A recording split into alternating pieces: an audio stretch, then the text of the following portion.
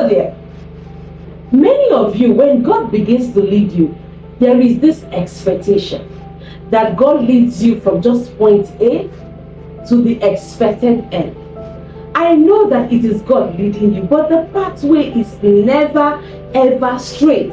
And I know you'll be like, oh, if it is God leading me, why did He allow me to make that mistake? Why did He allow me to experience all of this? Why did He allow me to get to the valley and get to the mountain and experience all of these things? I want to tell you that God's leading is peculiar to you, and the fact that He led another person in a certain way does not mean He will lead you in a certain way. Come closer. I want to show you exactly how God leads His own chosen ones. Let's do this. So, when God wants to lead you, this is you, and this is God right here. When God wants to lead you, we expect Him to lead us just from this point A straight to our expected end. But we always make this mistake. God does not just lead us from the direction where He saw us or picked us from to our expected end. Rather, how does God lead us? Journey with me. This is you in God's hand, and this is exactly where God wants to take you to, but see what the journey will look like.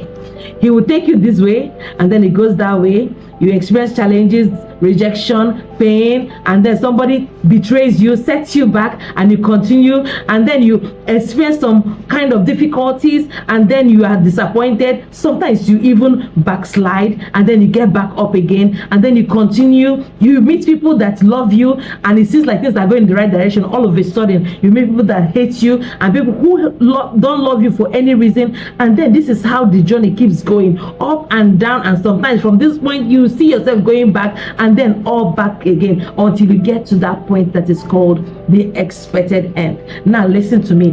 This journey without hurdles is not God's pathway. This particular one that has to do with all the challenges, all the difficulties, even the lessons learned, even the situations that you had to go through, all of these things are part and parcel of God's leading in your life to take you to this expected end. Let me tell you the truth.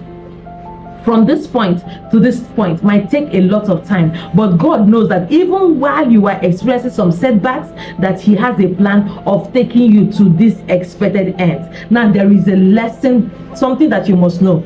Things that you must know when God is leading you is that, you see, at this point, every junction in this journey, every junction, the ones that make sense, the ones that don't make sense, all of them are necessary to take you to where God wants you to take you.